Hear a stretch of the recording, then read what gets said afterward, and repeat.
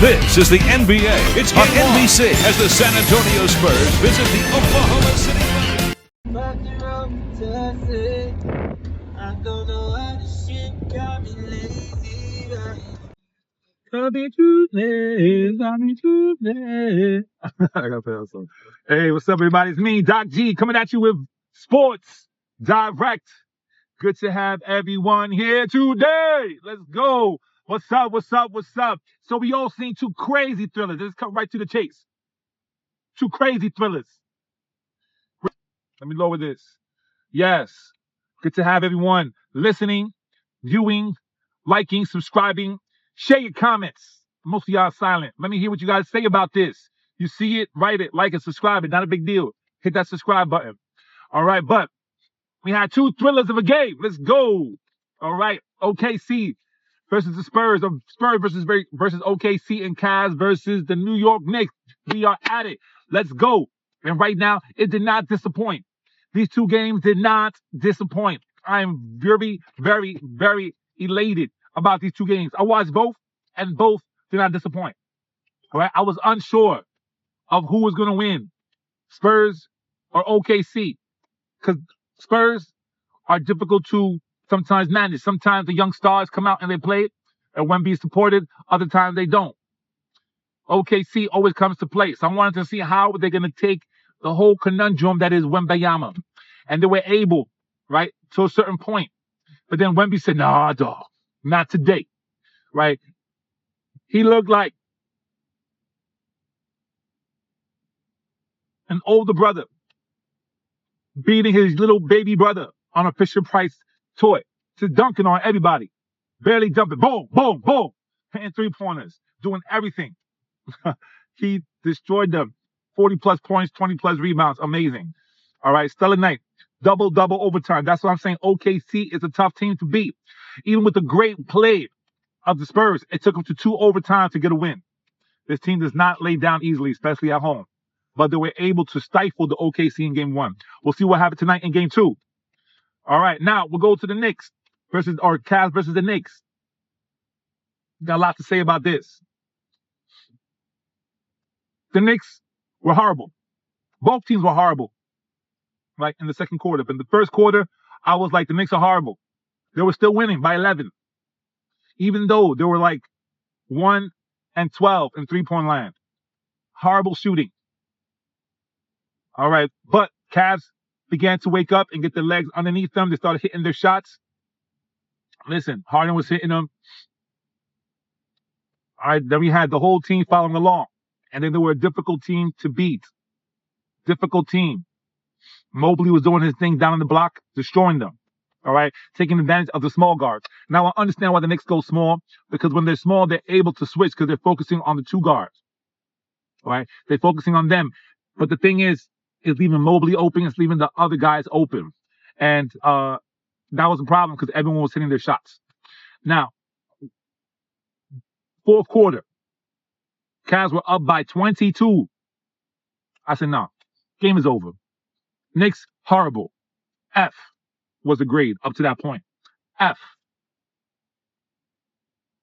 Brunson was the only one playing. K-Town's missing. All right, and Ginobili is coming back. Mikal missing in action again. Right, whole team was deflated. But the X factor was Brunson. Brunson came in. He came to play and said, you know what, I'm going to keep scoring. And at that point, any other team would have gave up. And this is a clear sign that they have what it takes to win a championship. Champions win, whether they're losing or not. Brunson kept going.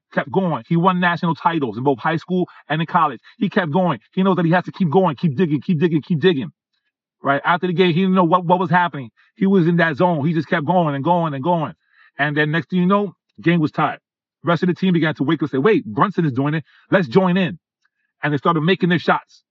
Anunoby, right? Shamet started scoring, right? Mikal Bridges started scoring. The team started scoring. And this is great because it shows you that Brunson took the team on his back and said, yo, let's go. And they were able to climb the mountaintop that is the CAVS, which wasn't a big mountain. All right. Even though they were up 22, they posed no threat. And this is what I expected from the beginning of the game. I thought they were going to blow it out the water by second quarter. Then they disappeared. I don't know what happened. They went hack-a-mitch, and then it was over. All right, so they got to figure out that whole hack-a-mitch problem so that they could attack that and do what they did before. Switch the game plan. If you're going to have them in the game, don't let them set picks. Have them hang back during the offense, ready for the lobs, right, coming off the corner. All right, defense, he's needed. Rebounding, blocking shots. He's excellent, right? If you do a double pick, double screen, or off-ball screen and get him into the lane for alley-oop, perfect. But we can't have him in the front of the play because then they'll foul him. All right, but that's my take. I'm very happy with the Knicks coming back. They show heart, and that's what is important. They show heart, and they stifle. It is a big loss for the CAVS, and people are saying, did the CAVS lose? Right? Did they choke? Or were the Knicks good? I think it was both, right? Because the Knicks, even if the CAVS choked, they were up 22. If the CAVS choked and the Knicks didn't make those shots, they will lose by 10, 12. But the fact that they came back, went to overtime, and then won the game by 9, it shows that the Knicks were playing good. At any point when it was 0-0 or it was tied 101, and overtime, the Cavs could have came back and won because they had the tools. But they went back to their one-on-one game, which is not their strength. Harden's not the same anymore, right? He wasn't hitting that shot, but he could be. But it's whenever he turns on, right? It's sporadic. But it wasn't on last night. Took a little bit of luck, but with that luck, the Knicks capitalized.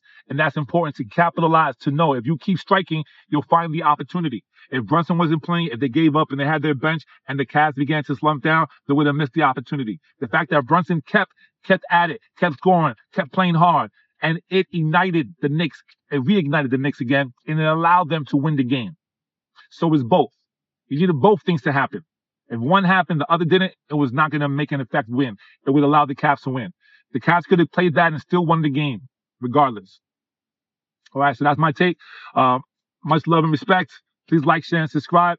God is good all the time, and all the time, God is good. Peace out. Yeah, that's IED production. Yeah, represent Doc D Sports Direct. Let them know. 2, 3, drop it.